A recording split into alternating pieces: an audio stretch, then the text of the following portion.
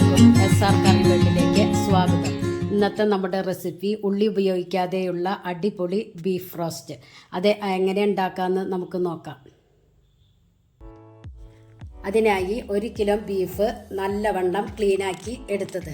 അതിലേക്ക് സാദാ മുളക് പൊടി 1 ടീസ്പൂണും കാശ്മീരി മുളക് പൊടി 1 ടീസ്പൂണും, 1 ടീസ്പൂൺ മല്ലിപ്പൊടി, 1/4 ടീസ്പൂൺ മഞ്ഞൾപ്പൊടി, 1 ടീസ്പൂൺ കുരുമുളക് പൊടി, 1 ടീസ്പൂൺ ജീരകപ്പൊടി, 1/2 ടീസ്പൂൺ ഗരം മസാല, ആവശ്യത്തിന് ഉപ്പ്, 2 ടീസ്പൂൺ വെളിച്ചെണ്ണ എല്ലാം കൂടി നല്ലവണ്ണം തിരുമ്മി യോജിപ്പിച്ച് ബീഫിൽ നന്നായി മസാല പിടിക്കുന്ന വിധത്തിൽ കുഴച്ച് അരമണിക്കൂർ റെസ്റ്റ് ചെയ്യാൻ വെക്കുക.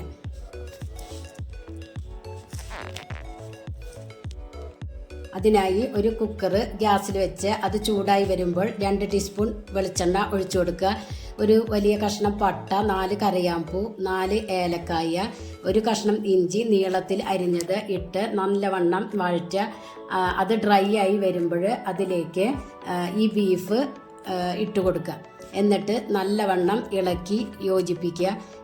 ബീഫിൻ്റെ കളറ് ചേഞ്ചായി വരുമ്പോൾ അതിലേക്ക് തിളച്ച വെള്ളം അതിൻ്റെ മുകളിൽ നിൽക്കുന്ന വിധത്തിൽ ഒഴിച്ചു കൊടുക്കുക. എന്നിട്ട് കുക്കർ മൂടി ഒരു 5 വിസിൽ, അപ്പോഴേക്കും ബീഫ് വെന്തിട്ടുണ്ടായിരിക്കും. ഇനി ഒരു ബാറ്റർ റെഡിയാക്കാം. അതിനായി ഒരു ബൗളിലേക്ക് 1.5 ടീസ്പൂൺ കാശ്മീരി മുളക് പൊടിയും 1/4 ടീസ്പൂൺ മഞ്ഞൾപ്പൊടി ഇട്ട് നല്ലവണ്ണം ഇളക്കി കുറച്ച് വെള്ളം ഒഴിച്ചു കൊടുത്ത് ഈ കൺസിസ്റ്റൻസിയിൽ എടുത്ത് മാറ്റി വയ്ക്കുക. ഒരു പാൻ ചൂടായി വരുമ്പോൾ അതിലേക്ക് 2 ടീസ്പൂൺ വെളിച്ചെണ്ണ ഒഴിച്ചു കൊടുക്കുക. അതിലേക്ക് 1 കഷ്ണം ഇഞ്ചി നീളത്തിൽ അരിഞ്ഞത് ഇട്ട് ഒന്ന് ഡ്രൈ ആയി വരുമ്പോൾ 3 തക്കാളി ചെറുതായി കഷ്ണങ്ങളാക്കി അരിഞ്ഞത് ഇട്ട് നല്ലവണ്ണം വഴറ്റി ഒരു 3 മിനിറ്റ് മൂടി വെച്ച് വേവിക്കുക. അപ്പോഴേക്കും തക്കാളി നല്ലവണ്ണം ഉടഞ്ഞ് വരും. തക്കാളി നല്ലവണ്ണം ഉടഞ്ഞ് വരണം. അതിലേക്ക് 1 ടീസ്പൂൺ കാശ്മീരി മുളക് പൊടി ഇട്ട് കൊടുക്കുക.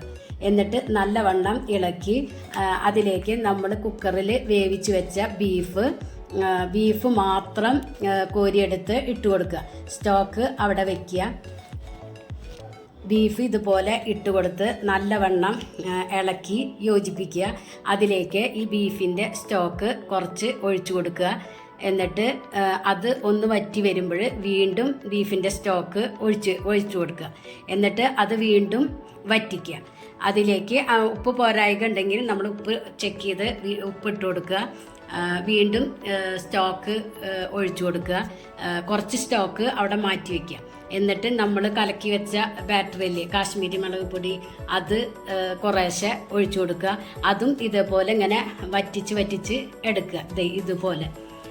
എന്നിട്ട് ലാസ്റ്റ് ബീഫിൻ്റെ സ്റ്റോക്ക് ബാക്കിയുള്ളതും കൂടെ ഒഴിച്ചു കൊടുക്കുക.